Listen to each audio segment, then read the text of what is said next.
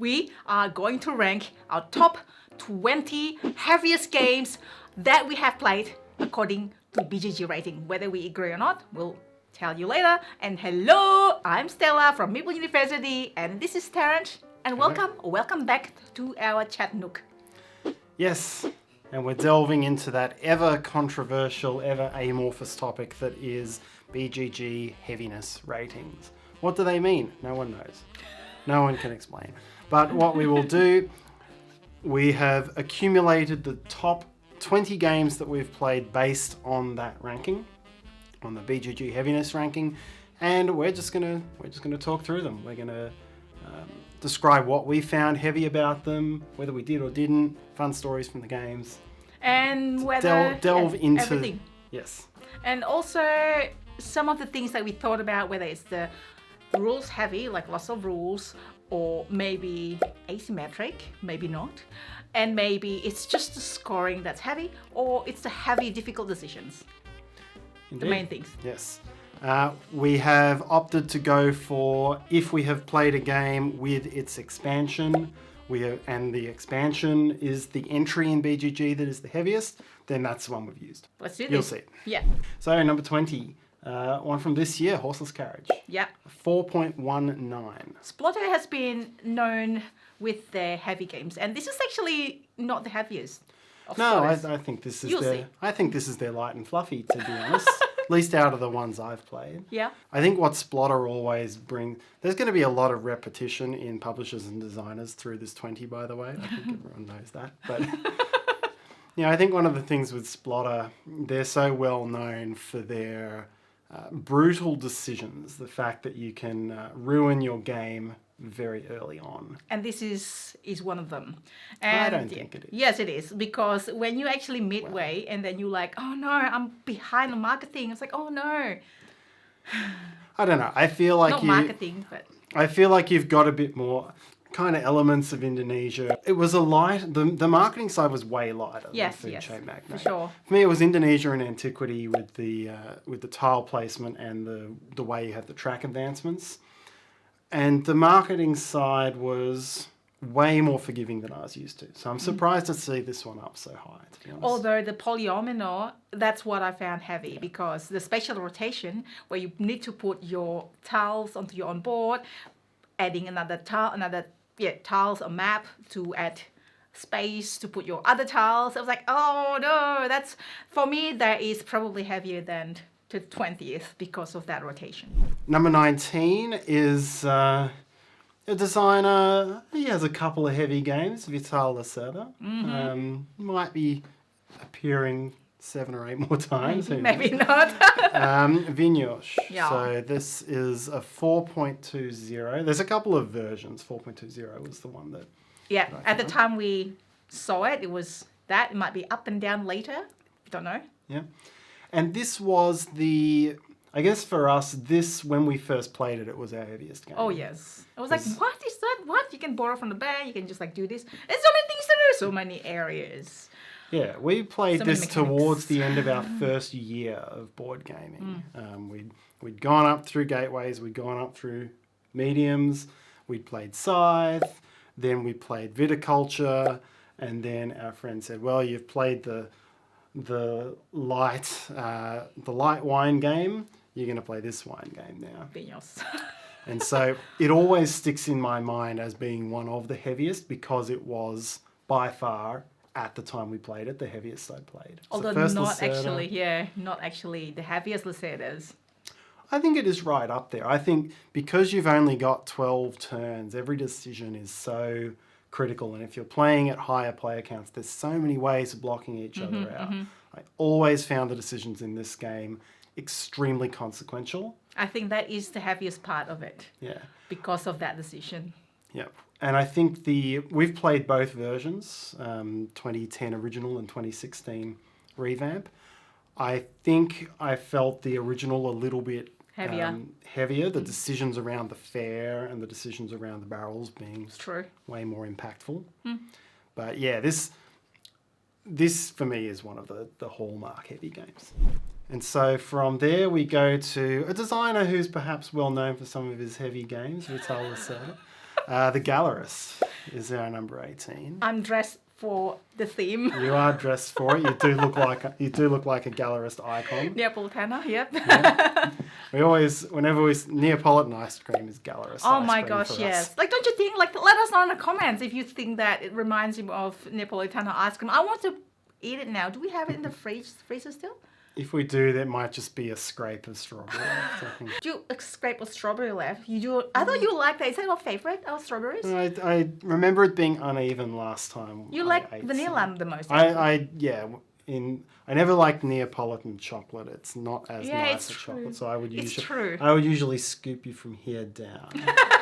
I like vanilla, not vanilla, the strawberry the best, and then vanilla, and then chocolate. Yeah. But then because I don't want to leave behind the one that we don't like, I keep just like Yeah, mixing you've it got to together. do the ratio. It's That's mean correct, yeah. otherwise. But this is about the Gallerist. But tell us what's your favorite or not less favorite Neapolitan flavor. But back to Gallerist. Yeah, I certainly don't agree with this being above Vignoche. For me, the Gallerist is possibly Lacerda's lightest game. What? Oh, because of the mechanics are quite familiar with other games, maybe? It's easier to just kind of do things. It's a longer game, you've got a lot more actions. I didn't feel every action to be certainly anywhere near as impactful as Vignoche. As But isn't that Vignoche. more critical which one that you want to go first? And then just try to take advantage from your opponents?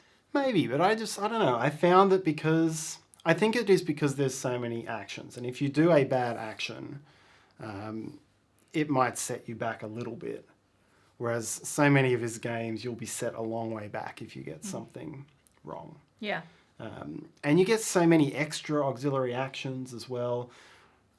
I don't think the rules are as heavy as this other game. So I quite disagree with that one being so high up there. I think it's on a level with Escape Plan, which I think rates as a 3.67 type of thing. So let us know what you think out of this list, maybe at this point. Okay, I'm just write a comment. I agree with you. That's okay. If you want to come back and then write another comment, that's okay too. Be more than happy to see your comments and okay with their own opinion. Everyone has got their own opinions and that's okay. All right, our number 17, they're probably equal 17s, but this is how they rank them. At 4.26 is Perseverance. This is certainly heavy by mass. This was a David Turczi game from a year. It's two David Turczi games from a year or so ago, because it comes with 2 episodes that are sort of thematically related. And it's essentially a dice action drafting game. When you draft the dice, you create, there's an area control element, you get attacked by dinosaurs. So there's a lot of shared objective stuff. There's a lot of shared objective involved in there. I will say we have only played episode 1. So I don't know if episode 2 was heavier. I thought it was a high weight Euro. I didn't think it was an ultra me high neither. weight Euro. Maybe the episode 2 is more heavy. So it's just based on episode 1. Please let us know, is episode 2 of Perseverance is heavier? Maybe that's what we're missing. We think, oh yeah, that's really heavy. But I'll come back. I'll come back to that later, actually. Okay. Yes. Ooh. Next one at 4.27 is Coffee Traders. It's probably one of the few games in this list by a designer who doesn't have any other games in this list. Really? This sounds a bit... Ooh! Congratulations, you made the list. It is a bit, because there's Splotters and Vitals and anyway. This... I do agree with this one being up there. It has that same Vignoche sort of thing where you don't have all that many actions. So they're quite impactful. I remember money being really tight. That played on my mind. I think that was one of the things where, okay, there were lots of rules, but because the decisions were all really tight and making sure I had money and resources, the planning side of things was really tight as well. Yeah, very interactive as well with the area control, like, oh no, you have to, you want to go there first to the area, to the area majority or area influence or whatever. Yeah. Or just like a lot of decisions as well to think when is the right time to go to a certain place and so on. Yeah. I reckon the marketing side of things was on par with Horseless Carriage a little bit, because there are big elements where it's turn order and you get in on turn order and you'll get a weaker sail, but it won't destroy your sails as much, perhaps. Probably. But then there are so many of the bonuses that you have to combo in a specific order to make it work. Yeah, I think the rules itself is not that difficult. It's just the decision space, and when doing something, you have to just plan your turns like way ahead. And the first time we played it, we didn't get through it. We had a whole night set aside, and we got through 2 out of 3 rounds before It was our a long colleagues game. said we just have to go home. It's a school night or a work night. Yeah. The number 15 game on the list, interesting one, I think. Bit of a different twist, is Frostpunk. So new one this year. 4.30 is the rating on this one. I find its placing this high interesting. I think it's become very famous for being extremely hard to win. There being so many ways of just being stomped down by the game and killed. Robinson Crusoe always had that vibe about it as well. And this is the cooperative game out of the whole list that we have mentioned. This is the first cooperative game. Maybe the last. I don't know. True. I remember because we did a how to play video on this one, and it definitely has a lot of rules. Definitely. It's a very big rule space to pick up when you kick off. But there's 9 phases in each round, but it's 8 upkeep phases or very small decision phases, and then 1 action phase, which is actually just kind of a very typical Euro worker placement, except cooperatives. So I think it's a fun game. It's a fun cooperative game. Just different rules and hard to win. Yeah, I think once you get down to it, it's not that heavy to play, but I think it is Learning curve. steep learning curve and very heavy to beat. Is that something to do with the big tower? No, I'm kidding. Like, it's got the big tower. And it's got the big tower. Big tower. Nothing to do with complexity, by the way. Number 14 this is an older Euro, Madeira. Madeira. This was 2014, even earlier perhaps, I think. Oh gosh, we are old. The game's like, it feels like just yesterday. No, it's not.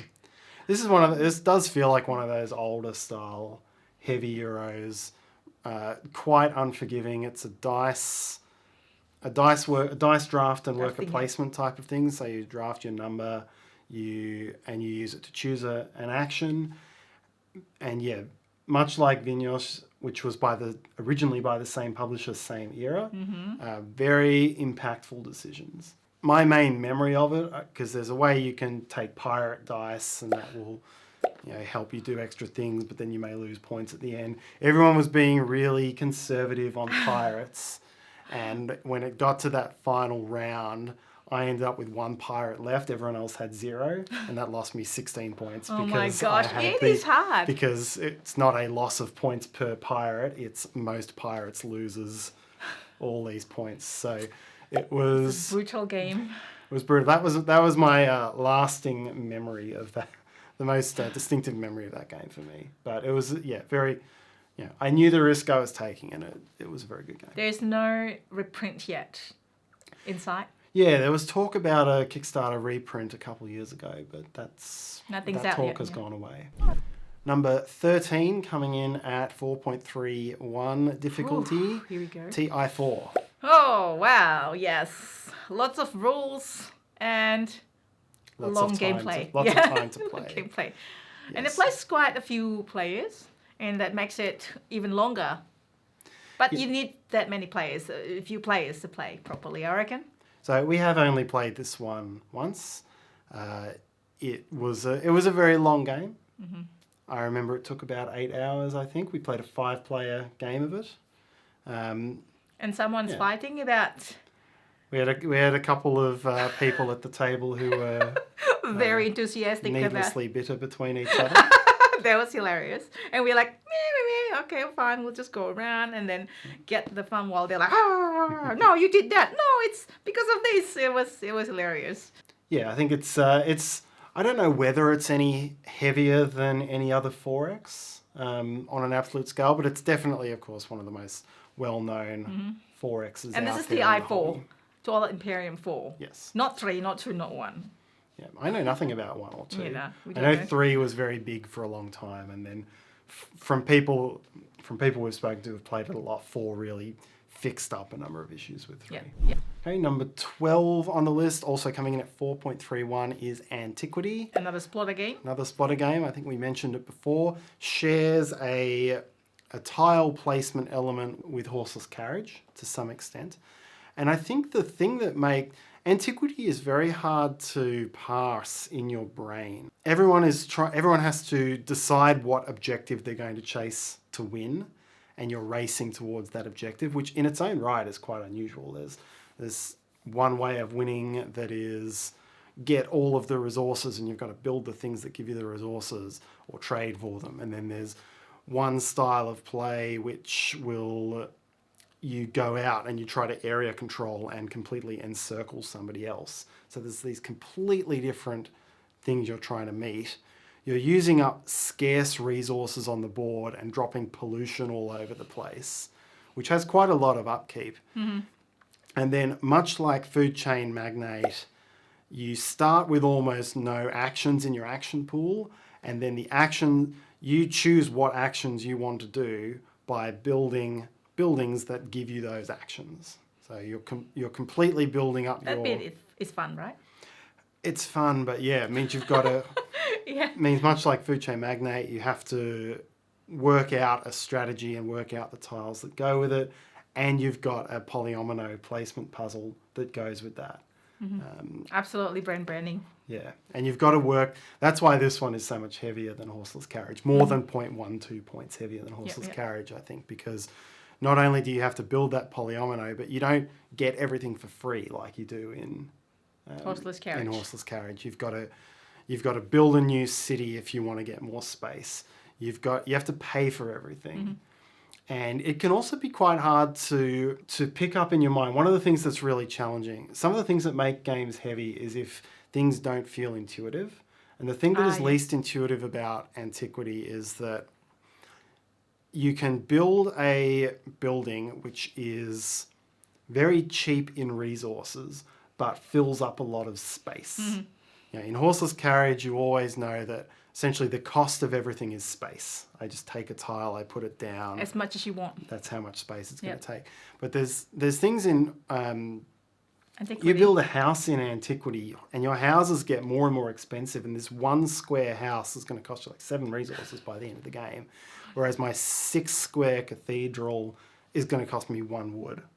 And so it means the cost. It means the cost is resources plus space, but you're so used to resources equaling space that it is makes it so complex. hard to wrap your head around. Yeah, definitely. Number 11 at 4.37, we go back from Splotter to Lacerda. Mm-hmm. Back again. Back again, Kanban.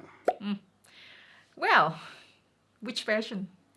I believe it is the Driver's Edition. Well, no, I sorted them based on the games we own. So the Driver's Edition is the one that's there.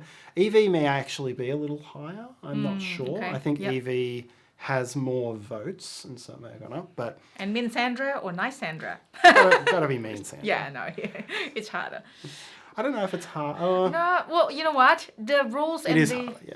The rules and the action worker placement is not that hard, but the scoring system rules, it's like, what again? I have to like things times this. Just the most complex thing out of that in that game. Yeah, back to the intuitiveness of what's going on. It's so hard to explain and retain how you score. We have had to play video for that. We do. It's one of our older ones. 20 minutes of it is based on the scoring. When this is scoring, yeah. Because you've got the scoring that has the shared objective side of if everyone is building up one type of colour or one type of car parts, then that part is going to be worth more for everyone. So you want to dial in on that. And then you've also got all these intermediate scorings in the Sandra scoring. And then there's a meeting as well at the end. Yeah. It's a little game on its own. Yep, where you've got to recognise, all right, I've got these scoring objectives in my hand, and I will only score as many of them as I get chairs. So I've got to do actions that get me chairs. And I have to be ready to score this objective when Sandra reaches this point. Or when, is it Sandra or is it? When one of the tiles reaches a certain point. So that is so twisted up. Yeah, if you haven't played Kanban, have a look if you like.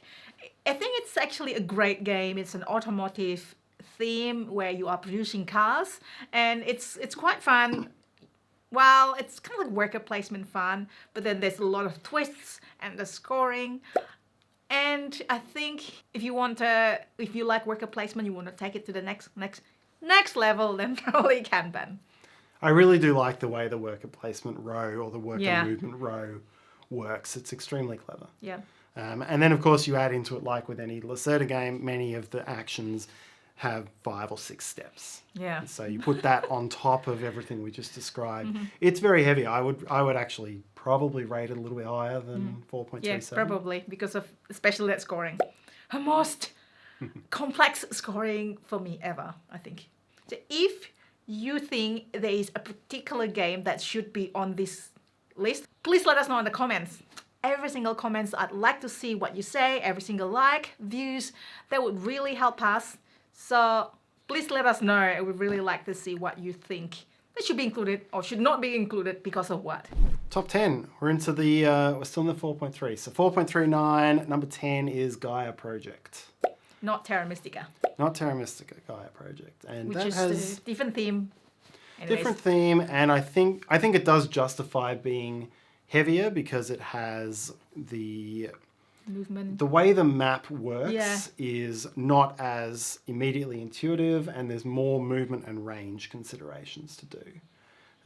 It also means it's harder to directly block somebody. You can kind of cut through space, and I think that's the thing that makes it that bit heavier, and again, really impactful decisions. That's when it comes to heaviness, that's what comes to me, is particularly when I've got not that many actions and they're all extremely critical and the timing of them is critical. That's what makes, more than anything else, a game heavy to me. And Gaia Project does all of that. It's a great game, and we do have how to play video for that one and all the video. I think 56 minutes, I think it might be one of the longest we've got, I think. There you go. That just shows how heavy it is, complexity in rules. I do like Terra Mystica a little bit better than Project Gaia or Gaia Project. I like both, but the theme and then just a little bit simpler that you can focus on something else makes me prefer Terra Mystica a little bit better than Gaia Project, but still a good game and heavy. Man, we're getting there. We're getting to that top. We'll see which one it is. Number 9 is Through the Ages, a new story of civilization. Man, that's heavy and long. It's heavy and long. It's not that heavy once you play it. It's a lot of rules, a lot of decision. There's a lot of rules. Yeah. There's a lot of different card types that Correct. do things in different ways. There's a lot of tough decision, I think. Yeah. And very interactive. Yeah, and it can be very punishing as well. Very, yeah. I know there's been I think it's a BGA version of this one for quite a long time. This is a newer version. I think it falls under that frost punk category, where once you know what the sorts of cards are, know what the sorts of steps are, it flows a bit more easily. But yeah, the learning curve on it is huge. The amount you can get stomped down by just getting it wrong or having the wrong things come out is pretty significant. Too military. Always too military. Well, look around. If people started doing that, you have to do it. It's just so punishing otherwise, right? Yeah, it really can be. Yes. Okay, we get to number 8 at 4.47 difficulty is, we've already spoken about it, Food Chain Magnate with the ketchup mechanism expansion, which is just Food Chain Magnate with more. There's lots of modules. There's like 16 modules in that expansion. A lot, yeah. We got the videos as well for the base game and the ketchup modules expansion. Mustard, ketchup. Indeed. Look, this meets what we were saying Horseless Carriage lacked before. You can make a bad restaurant placement in the setup and your game is done. There's so many rules to learn that, again, like Antiquity, you start with there is only one action that is always available, and then you just choose every other action that you want to do. You choose in the form of a card. It's the most carte blanche game that's out there like that. I will give you one tip. This helps me a lot in the game of Food Chain Magnate. You're quite good at it. Well, when you start the game, and you can agree, you can also not agree, which is fine, and just like that worked for me. Near the start, you almost always want to be the last player, because you want to really see what other players are doing.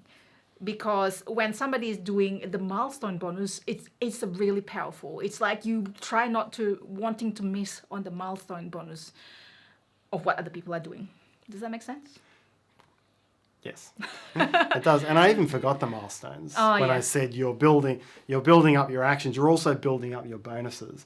It's this weird thing where the first 6 or 7 rounds, you're doing things just to build up an asymmetric player board. Yeah. Like if the majority of games, you could make that game, you would give each player an asymmetrical player board that was based on where you were after 7 rounds of Food Chain Magnate. That's kind of would be like the cheat way of playing it. And it would give you certain milestones and assume certain things.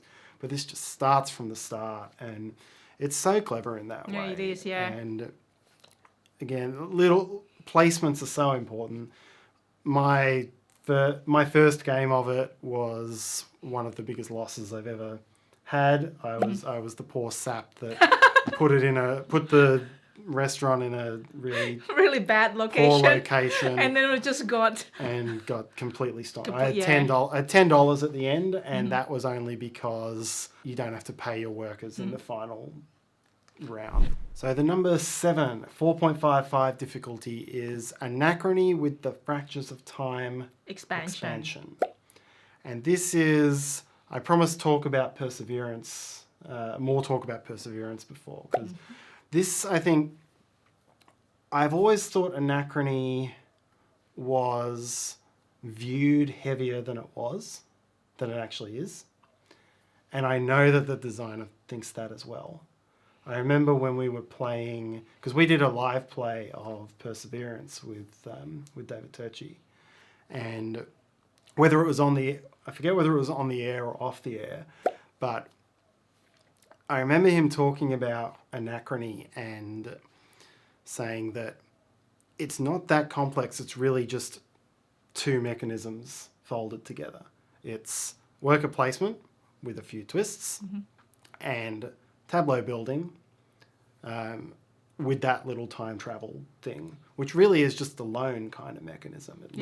It looks more complex than it is, because it's like, oh, we're doing time travel, but there's kind of not that many different things going on in the game.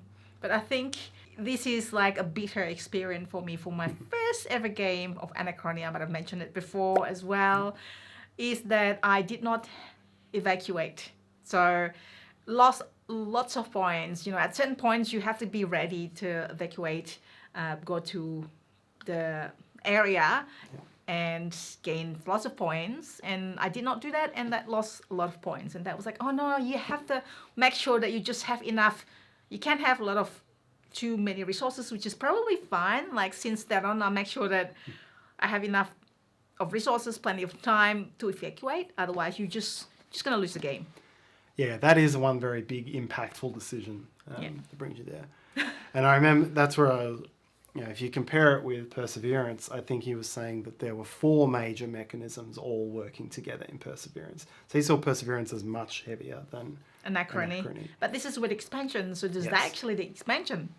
Yeah, so 4.55 difficulty with the expansion.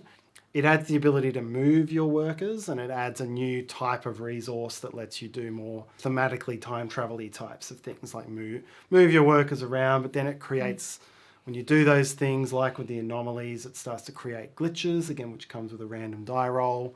Glitches are worth negative points unless you can clear them out. So it kind of, it doesn't add I don't think it adds that much of a new mechanism. The movement is a different sort of thing, but mostly it's just adding another thing to do with the same mechanism. So I think even with the expansion, few extra things to think about, but I don't think it's that high. it's not a 4.55. It's a low, with the expansion, it's a low 4. It wouldn't be on this list for me. Number 6, also at 4.55, is Alchemists with the King's Golem expansion. And now I think base Alchemist is in the high 3s. The expansion has always had a very high difficulty rating on it. Fewer people ranking it, I think. This is a not so difficult game, but with logic puzzle that makes it heavier than what it is, I think. If you want to get tips, you want to be good at that logic puzzle, please watch Tarrant's video. Tarrant is really good at that logic puzzle, and then he gives you tips of how to deduce things when that happens. Whenever the next thing happens, you have more information and how to deduce things out of that even more.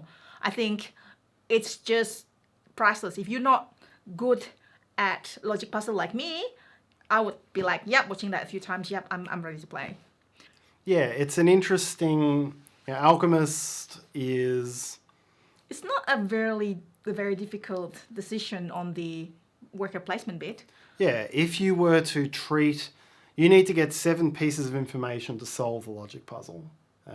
And if you were to just treat that as I need to get 7 gold or 7 gems and it lets me do this, if you strip it back to that, it becomes a relatively straightforward mid-weight Euro. But then once you throw this extra logic puzzle on top, because it's more complex than just a Cluedo style of thing, then it requires a lot of brain power to play. So I'm not going to say it's not heavy because the underlying game is mid-weight. It definitely is heavy because of the amount of brain power it takes to play.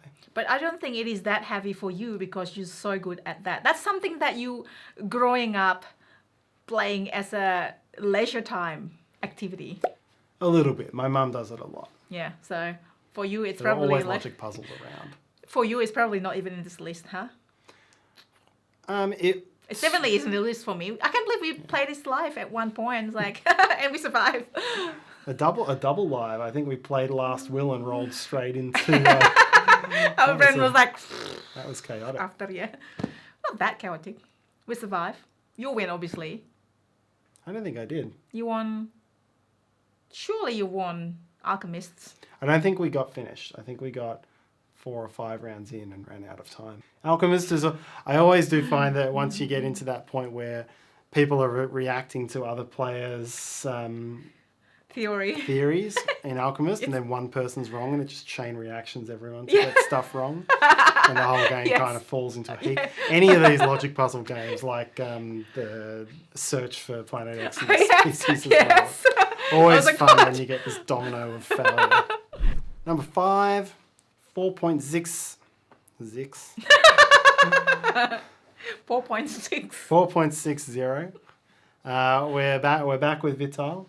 Hey, hello again, Lucida. And it's Lisboa. Yeah. That high in complexity? I don't know. There's 10 actions. There are 10 actions, but they are... And many of them have a lot of steps. That's probably why. Yeah. For me, it's... I do think it's this... I think it's right up there in its heaviness. Probably, yeah. Certainly by rule volume. I don't think the rules are as hard to interpret as Kanban scoring rules. Yes, definitely. I was like, Kanban should be high up there for me, the scoring. It's not that... I don't know. Maybe it is. It's... You just go and build city. That's it, right? It's to get points. Well, that was what you did. So, right city at the right place at the right time, the right location. Yeah, first time we played this, it was at a meet-up at a pub. Not wise. No. I think the meet-up ended and it started turning back into a pub by the end of it. We're just like trying to finish that game. Took us a good 8 hours to teach and play, and it's a bit dark. Yeah, it was quite dark. The icons are very intricate. And that's probably why I've got the advantage. But then people are like, And you won by like 100 points. It certainly, again, it wasn't fully intuitive what was important and how everything linked together to each other. I think it was a bit less intuitive in that way than some of, than say the Gallerist. You can sort of see how things click together. That's true. But yeah, when it does come down to it, the placement on the grids, it's actually relatively similar to Kanban because the more things are in a row, the more valuable that row becomes. It's a little bit easier than It's a bit Kanban, easier I to think. interpret because you can see it. It's not just a yeah. cube that's been moved up. Yeah. Number 4, also at 4.60, is Arkwright. Arkwright is, well, let's put it this way. It's got an Arkwright the card game, which is rated at 3.97. Yeah. When the card game is always meant to be much lighter. So this is, I think it's pretty... difficult decision is the one that makes it up there. Yeah. It's very well known for being a heavy, quite dry economic game. And if you end up on the wrong side of the economics, it can be very punishing. I can see a little bit of pattern here. I tend to be like getting the economic games a little bit easier than the other bin, except Kanban scoring points. I always... Which is not pure economics. That's more of a shared objective. Yes. So I think games with economic games gels with me a little bit easier, I reckon. Arkwright has it's got an easy version and a hard version as well, which introduces shipping and all these extra actions that you need to do, and you need to keep enough money to do the things that you're trying to do. So it really does involve a lot of planning ahead, which can be disrupted by other players purchasing or hiring employees, changing the market prices. Well, you're setting your price, that sets the attractiveness of the goods. So yeah, very intricate. It's got that.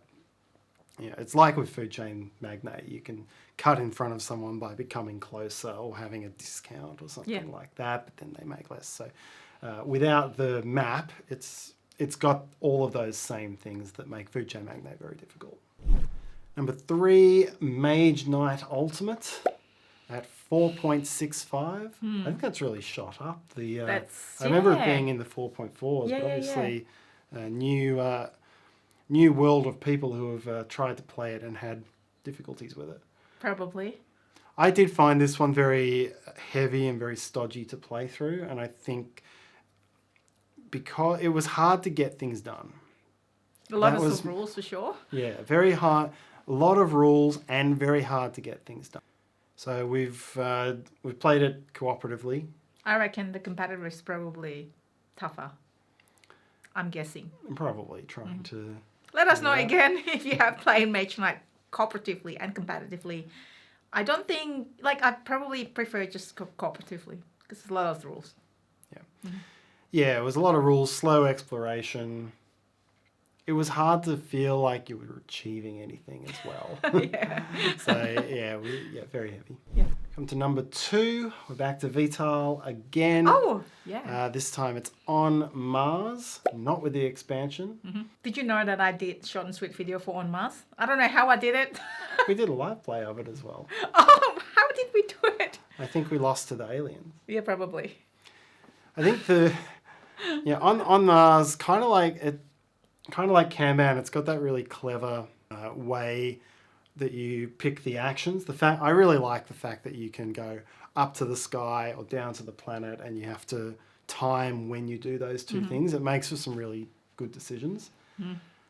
The biggest challenge we always have when playing on Mars is that the building doesn't feel intuitive.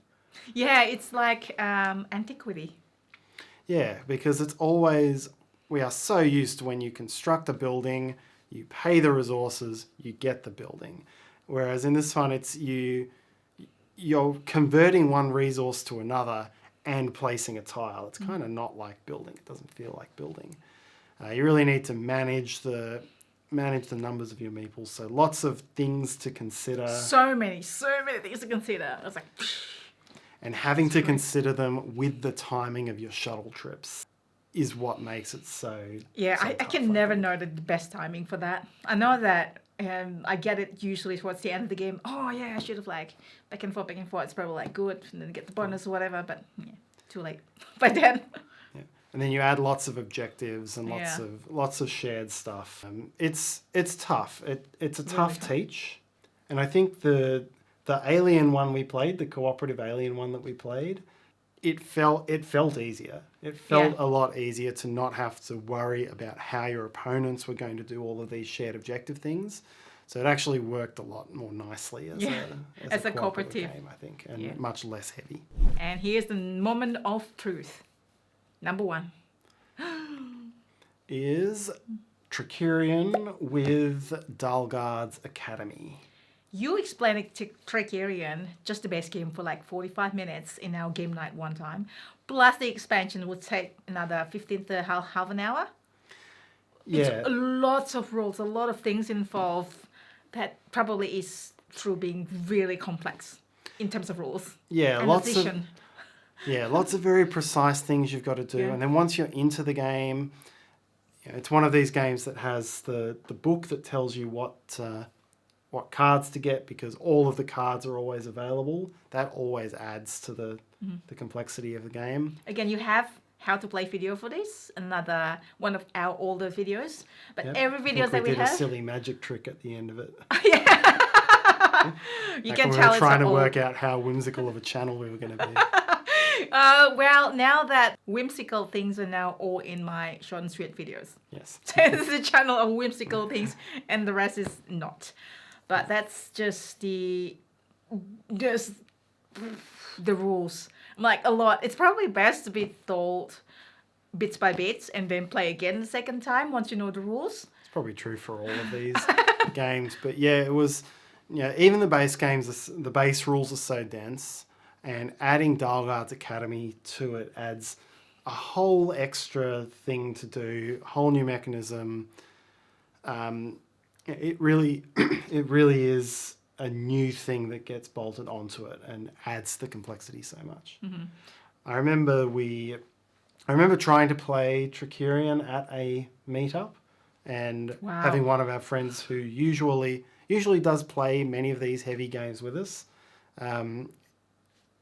get up about 2/3 of the way through the teach and just say, this one's not for me. Oh, wow. And go and Yeah. join a medium table, which I don't think for the people we've played heavy games with, I've never seen that before. Mm-hmm. So that's a real signal of how tough the entry point to this game is. Yeah.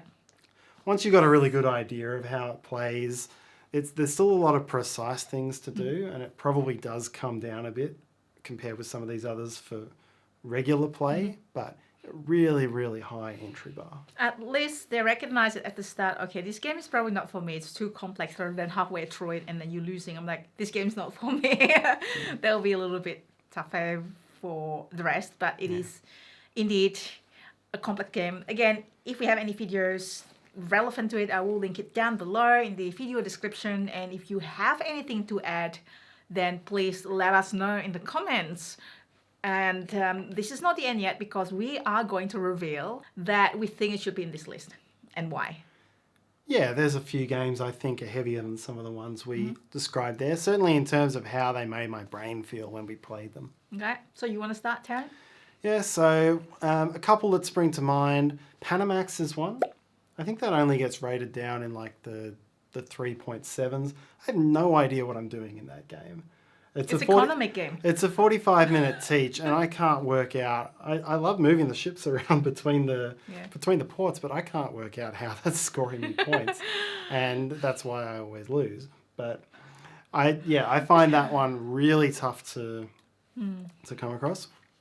I have very strong memories of the first time we played Mombasa, which is now Sky Mines as well, at 4 players, how much that hurt my brain.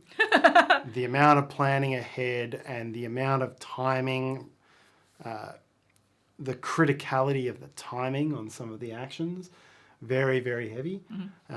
We've also played it at 2 players, and I don't think it has that same heaviness because the timing criticality on the worker placements is not as much, and you've got a bit more space to play on the map, but 4 players, that's so tight and the decisions are so hard.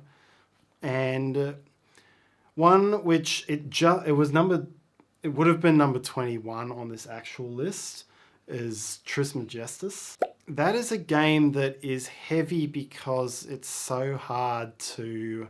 It's a game that's kind of like Tilletum. It's got the same dice drafting mechanism as Tilletum, and what's important is the symbol on the die and the color of the die and I think the number of dice there's three things that are important when you roll the dice, but they've got these symbols on them, and the symbols are Makes it so they look similar enough that it's really hard to work out what's going on and work out what's important. And once you get past that, the game is actually a really simple contract fulfillment game, but the dice and trying to work out what is going on is so hard. That game is made way harder than it needs to be. Okay, yeah. I think Panamax is another economic game that I think quite enjoy. Yeah. And I think I never told you this, but the secret of me trying, I don't always win, but I seems to be winning from you, is to buy the stock of other players. That's it. Yeah, it's at the right time. Near the start. I always buy your stocks. Do you realize that? I can't remember. Yeah. Anyways. You probably did. So it's like, just buy. And then it's like, because then you have to, it's harder for other players to maintain. Yeah, you want to make sure you've got to keep your company just ticking along and then invest in good companies. Yeah, that's true. But for me, the game that I think should be on this list is Pipeline. Because of that spatial rotation, oh my gosh, my brain hurts so badly when I try to put things together. It's a contract fulfillment game, but then... It's also an economic. But that's... From a timing standpoint. The economic bit is probably fun, but then the special, it's just like my brain is completely melted and got so much distraction from this special rotation. Yeah, it's like a tricky... You'd think of it in alchemist terms. It's a tricky economic euro, but then it's got a pipe spatial puzzle that you need to be thinking really carefully about. I'm like, no. I'm like, I gave up. I wanted to give up midway, but I didn't. It's just so heavy. So I cannot wait to see your comments. What are the games that you think is very complex, or you might be agree with this list? They are complex because of ABC, and hopefully you enjoy this video and doing something super fun today, and we'll see you next time. Bye.